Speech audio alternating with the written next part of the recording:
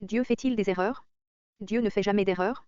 Sa perfection et sa grandeur l'en empêchent, l'Éternel est grand et digne de recevoir toute louange, sa grandeur est insondable. Psaume 145.3, en langue originale, le terme traduit par « insondable » implique l'idée de découverte, d'énumération. Autrement dit, la grandeur de Dieu est infinie, ce qui serait impossible pour une personne fallible, car une seule erreur rendrait sa grandeur quantifiable et finie.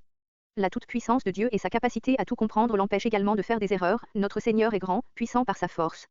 Son intelligence est sans limite, Psaume 147.5. Là encore, les Écritures montrent que Dieu est infaillible, une connaissance limitée rend les erreurs possibles, mais la connaissance illimitée de Dieu l'empêche de faire des erreurs. Dieu n'a fait aucune erreur dans sa création du monde. Sa sagesse, sa puissance et sa bonté infinie se sont associées pour produire un monde parfait.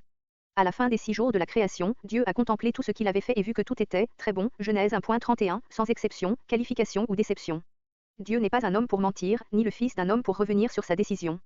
Ce qu'il a dit, ne le fera-t-il pas? Ce qu'il a déclaré, ne l'accomplira-t-il pas? Nombre 23.19, contrairement à l'homme, Dieu ne fait pas d'erreurs et ne change pas d'avis. Il n'est pas obligé d'annuler ses décrets après coup parce qu'il n'en avait pas mesuré toutes les conséquences ou n'avait pas la puissance de les accomplir. Il n'est pas non plus comme l'homme, qui doit être jugé à cause de son péché. Dieu est lumière et il n'y a pas de ténèbres en lui. 1 Jean 1.5b, l'Éternel est juste dans toutes ses voies et bon dans toutes ses œuvres. Psaume 145.17. Certains prétendent que, dans les Écritures, on voit Dieu regretter sa création, l'Éternel vit que les hommes commettaient beaucoup de mal sur la terre et que toutes les pensées de leur cœur se portaient constamment et uniquement vers le mal. L'Éternel regretta d'avoir fait l'homme sur la terre et eut le cœur peiné. L'Éternel dit, j'exterminerai de la surface de la terre l'homme que j'ai créé, depuis l'homme jusqu'au bétail, aux reptiles et aux oiseaux, car je regrette de les avoir faits. Genèse 6.5-7. Il est important de comprendre le sens du verbe regretter dans ce passage, le regret de Dieu est une tristesse mêlée de compassion et associée à l'action. Dieu ne fait pas preuve de faiblesse en reconnaissant son erreur, il exprime le besoin de prendre des mesures spécifiques et draconiennes pour contrecarrer la méchanceté des hommes, car toutes les pensées de leur cœur se portaient constamment et uniquement vers le mal. Genèse 6.5, le fait que Dieu ne considère pas sa création comme une erreur est manifesté par le fait que le monde continue d'exister. Malgré notre péché, nous sommes toujours là. Louons le Seigneur pour sa grâce, là où le péché s'est multiplié, la grâce a surabondé, Romains 5.20b, et Noé trouva grâce aux yeux de l'Éternel, Genèse 6.8. Dieu n'a jamais fait d'erreur. Tout ce qu'il fait a un but et il n'est jamais surpris par les résultats, car il révèle dès le début ce qui doit arriver, en effet, c'est moi qui suis Dieu et il n'y en a pas d'autre. Je suis Dieu et personne n'est comparable à moi. Je révèle dès le début ce qui doit arriver, et longtemps à l'avance ce qui n'est pas encore mis en œuvre. Je dis, mon projet se réalisera et je mettrai en œuvre tout ce que je désire. Ésaïe 46.9-10. Il est possible de penser que Dieu a fait des erreurs dans notre vie personnelle. Certaines expériences et situations, sur lesquelles nous n'avons aucune prise, peuvent nous faire douter de lui. Pourtant, nous savons que tout contribue au bien de ceux qui aiment Dieu, de ceux qui sont appelés conformément à son plan, Romains 8.28.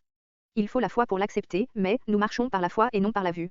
2 Corinthiens 5.7, nous devons comprendre que tout, dans cette vie, vaut la peine d'être sacrifié pour notre récompense éternelle, selon la sagesse de celui qui, peut à se garder de toute chute et à se faire paraître devant sa gloire irréprochable et dans l'allégresse.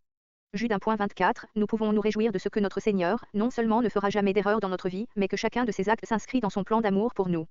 Dieu est sans défaut et n'a jamais fait d'erreur. Il en va de même pour son Fils, Jésus n'a jamais commis de péché, ni en pensée, ni en parole, ni en acte, Hébreux 4.15. Satan cherchait désespérément à le pousser à la faute une seule fois, mais il a échoué à chaque tentative, Matthieu 4.11. Jésus est demeuré l'agneau de Dieu, pur et sans tache, 1 Pierre 1.19. À la fin de sa vie, son juge terrestre, Ponce Pilate, a déclaré « Je ne trouve chez cet homme aucun motif de le condamner ». Luc 23.4.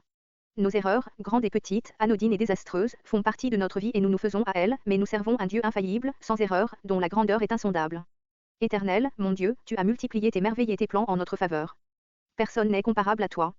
Je voudrais les raconter et les proclamer, mais leur nombre est trop grand pour en faire le compte. Psaume 40.6, il est bon de savoir que Dieu reste aux commandes et que sa perfection compense largement toutes nos erreurs.